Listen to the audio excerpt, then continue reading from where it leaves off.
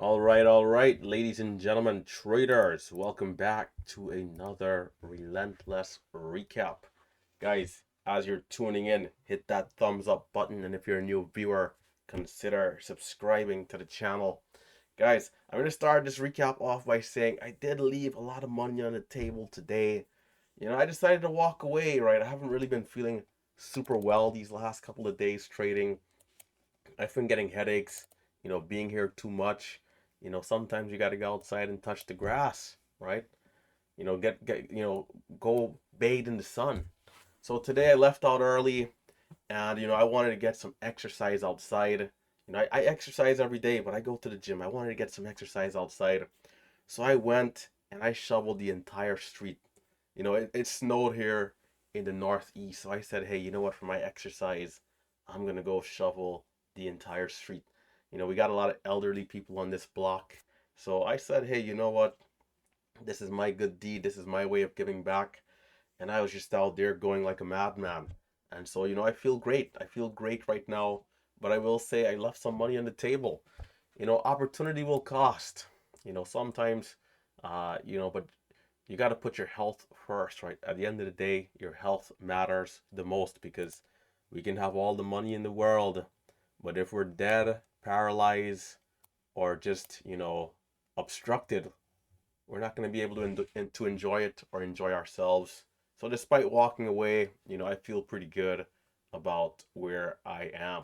Now, let's talk about the opportunity that I did miss. HOLO. HOLO, this thing was halted up right here and ultimately, gave a sweet, sweet move, right? Nice pull away over the previous highs back in this area. If we zoom out a little bit, nice rip over the previous highs right here. So if you're watching at this coming across in this area here as it's pushing up, you could have positioned yourself for this breakout, and then we get halted. This looked I didn't see the price action, but this looked good. Opens, dips, and rips. That looked like I would have did well right there. And that went from 32 to 37. Oh man, with any sort of share size, it is printing green. So from there it pulls back. We got to 38. It drops down into the previous halt level. And this is a great dip opportunity. Well, I'm feeling a little FOMO. I'm feeling a little FOMO. And this is the thing, man. This is the thing. Like, once you decide what you want to do, you got to just live with it. But, as someone, this is what I'll say though, right? As someone, I don't regret the decision or anything, but as someone who is like now building wealth, I need as much money as I can get. So any day where I'm feeling well and I'm, health wise, I'm gonna be here. Because why not? Why not just make more money, right? Because at this point we're consistently making gains. We don't want to take it for granted. It can go away. It can go away. It's a business, right? Business things can change. It can slow down, stuff like that. So anytime I'm feeling good, I want to be here. Baby pullback right here, rips up, and then we actually get a bit of a 1 minute candle to make the new high. A bit of a 3 bar play. If I could have seen myself potentially losing a little bit here, but if I'm patient, watching for that pullback, could have gotten a good dip again for the move up. And it seems like right here got a little choppy. Big move, immediate retracement. Right here, we want to see this candle be a green candle and continue going up. But anyhow, so yeah, that was HOLO. A lot of this stuff comes down to if you're watching the stock on time. Because if you are, then you're watching at 27. You're getting a good feel for the price action. It comes up, and then you're kind of really locking it in. Um, but anyhow, let's talk about the stocks I traded today. So today we're up 2,800. We did start a day red 500 trading stock, ticker symbol OMH.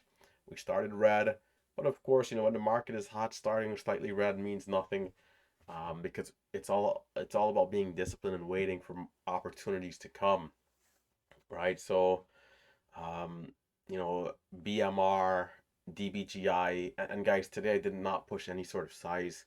I definitely could have went up to like 3,500, 4K size on DBGI. Instead, I stuck to 1,500 shares, right? So we'll talk about some of these trades, but for the most part on DBGI, yeah, 1,500. like 1,500 for most of the trades, and then one area I think I took 4,500. This area here, but most of the trades, and it's in this area we had a big buyer. Shout out to MX Trading Save. He's the person really that kind of inspired this trade here, right? Because he took about 9,000 shares last week when 150K bid came in, and I'll show this trade in the archive. So the moment I saw that buyer, I'm like, yep, this is my chance to shine. And you know what? If I'm using size and I'm using 3K or 4K size, I'm gonna go up to 12,000, whatever is in my order entry, and I see the bid. That is the amount of times I'll be hitting buy. 3 times, it doesn't matter if it's 4K, but I gotta be careful with the risk because you go in 12,000, 16,000 size and it decides to flush out. Well, hello, big red day. Hello, 20K red day, right? That's the risk. But anyhows, we accept the risk willingly, knowing that we could potentially, get a chance at greatness. So in terms of how I find the stocks, right? Guys, every day starts off with me looking at my scanner, Momo of the Pro, Momo Pro, which there's a link down below. You guys, if you guys want to check it out, you can use code Relentless for 25% off for 6 months. But with Momo Pro, it makes the work easy for me. I come in, the stocks are already organized in percentage order, and from there I look through to see, which ones are pushing good volume, which ones have a lower amount of shares outstanding, right? And this has to do with the float, right? AKA the float. This has a lot to do with supply and demand when it comes to, hey, how many eyeballs are on the stock, how many people are watching it, AKA how much volume is coming into it relative to the amount that's available to the public, right? Supply, demand. If there's a lot of demand and limited supply, limited shares available to the public, you can potentially see an imbalance to the buy or sell side, and that's how you can get like a supernova squeeze, right? Relative volume is just the volume today is higher than this just doesn't really matter, but it's like volume today is higher than it was in previous days. I don't think that really matters as much. What really matters is for me the percentage gain, the volume, and the shares available to the public to trade, right? The float.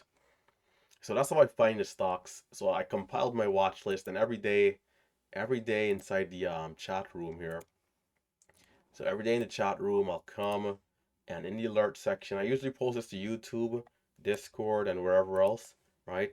I'll say, hey, I'm watching X, Y, and Z, BMR, DBGI, OMH. And as you guys will see, those are the main stocks that I really traded. Um, so yeah, coming back over here, right? These are the main stocks we really traded. Uh, OMH starting off with the loss here quickly. Just a little disappointing early. I kind of tried at the price action, but just could not get a good grip within the first minute. So we opened up, it's pretty active coming to the open. We had a high of 540. We dipped down to 05. I had some level 2 issues as well. In fact, that's really why it was red. Like, I had some level 2 issues. For some reason, my market depth, the depth was not showing properly. So I was skeptical and I eased off in areas where I could have already been very green. And then, of course, getting caught on some of the backside here. That was OMH, quick, just 2 minutes, kind of like pretty fairly red, fast, which wasn't great, but part of the deal.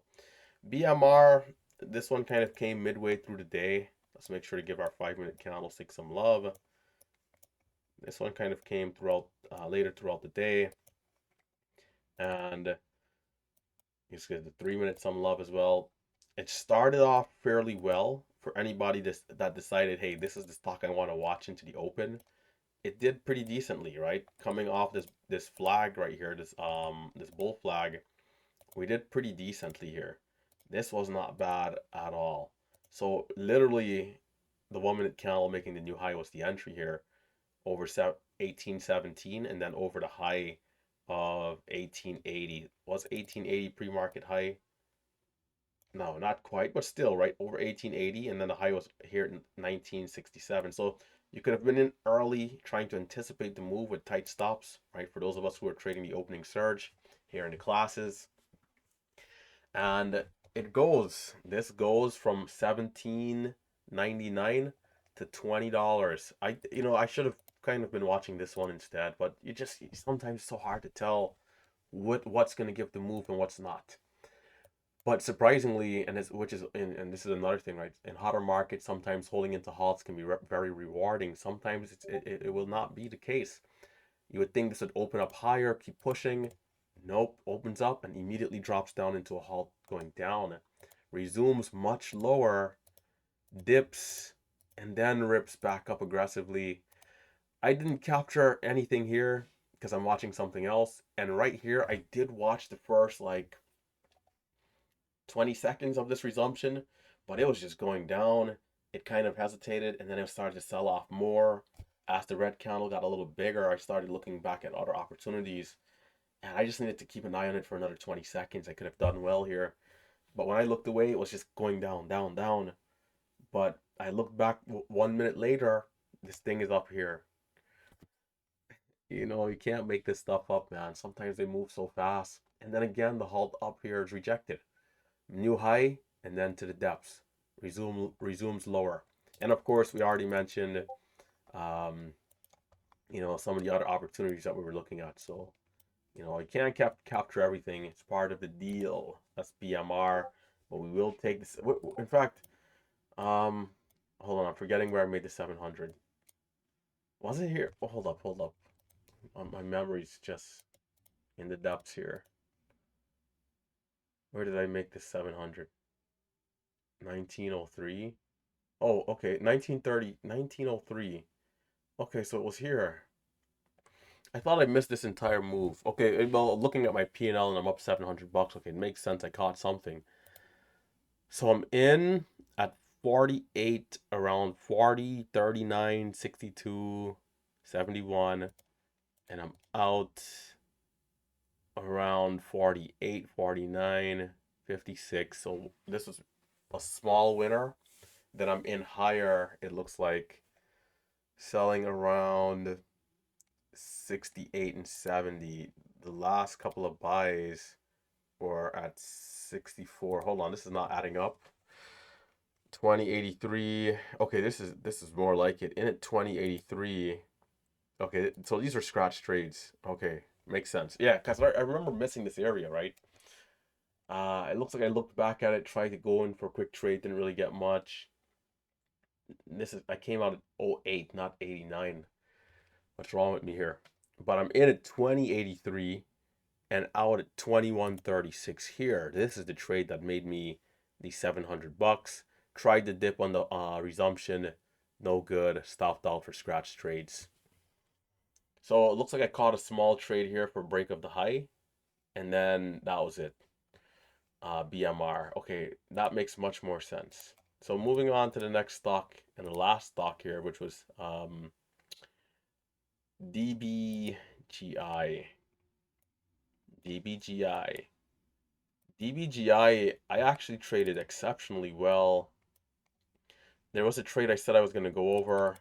My memory's so bad that I'm already forgetting what that trade should have been. I'm thinking it was HOLO. Let me just take a quick look at this one. Was it this one? No. Oh yeah, the trade with the big bids. Okay, and that was around 48. Okay, that makes a lot more sense. So DBGI, let me get the video ready. Um, so of course, hit that thumbs up, guys. We're gonna walk through it, but let's just take a yeah, we're gonna walk through it. When we get to 48, we'll pull up the video. So this one, just for some pre-market context, let's come over here. Am I on single screen? I better be. Okay, good. $3, $3. This thing is surging up, and it gets all the way to 10. So the pre-market traders probably definitely, did decent on this thing here, man. So shout out to the pre-market traders that traded this well. From there, we start to pull back, and this is where we start to get our range. And this is why I like to map out the high and then the low area from what we're seeing in terms of the bottom. So we're sideways in here. And ultimately, I want to see us rip to the upside of this channel. But we break down, and then I noticed, hey, we're getting higher lows. Higher lows. We get against the VWAP, we wedge. This ends up giving us the 1 minute candle, make the new high over 45. And these are where some of the first couple of entries are coming in as we're getting the higher lows, and then we make the high over VWAP, getting back to 830. But then it's an aggressive drop down. A little disappointing. Does offer some bottoming wicks. And then we essentially get a repeat of what we just saw, which is then this, bear flag here. We had lower highs actually, but we still ended up getting the 1 minute candle to make, you know, make a push over 716, and that went up to 860. So this thing had some massive range.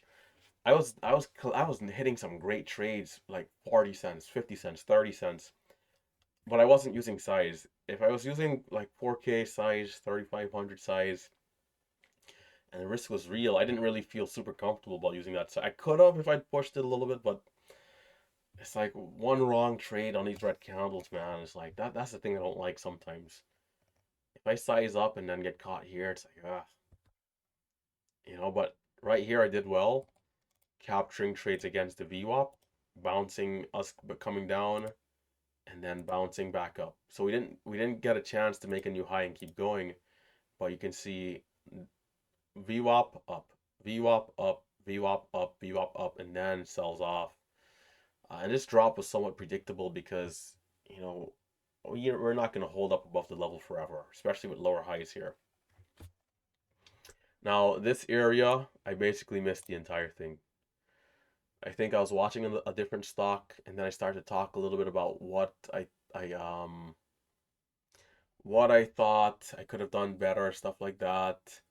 I think I was watching a resumption on something else, maybe yeah, BGLC. I was watching BGLC because look at this one. It's getting halted up and down, left and right.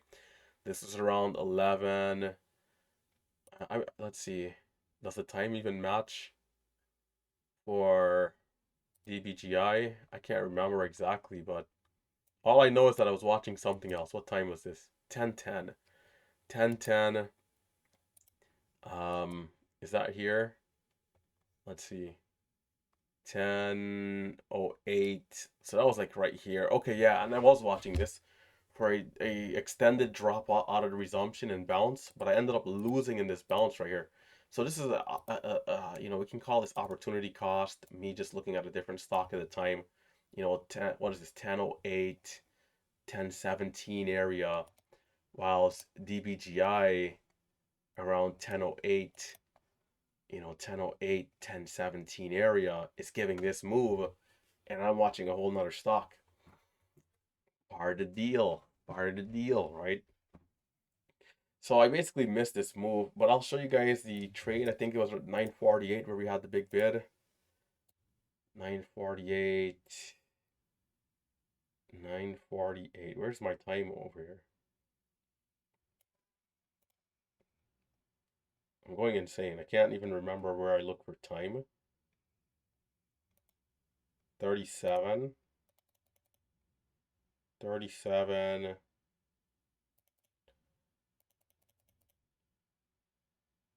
I need to look at the timestamp.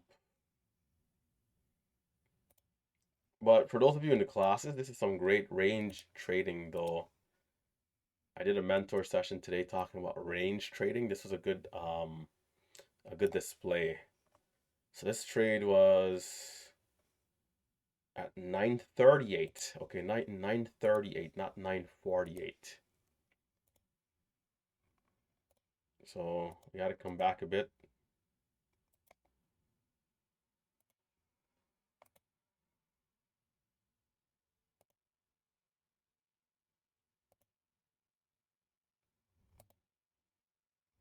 So hold up.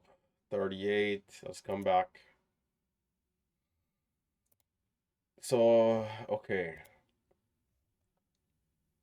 We have seven. Okay. I think I just, man, I tell you sometimes. Let's go back. So note that 20 seconds earlier, I'm watching at BMR. Um, this was like the primary stock that I was watching at this particular time. But I'm gonna notice my level 2 on DBGI from 735, 744. I'm gonna realize that this stock is moving up, and so I'm gonna pull it back up on the chart. So let's kind of count down the time. So it's moving here. There's 70. Right here I'm gonna realize, okay, hey, this level 2 is moving. Let's get this going. DBGI. So by the time I pull it up, it's at 73 by night. It's at $8. So I'm kind of late, limited information. I'm also looking at my size right here.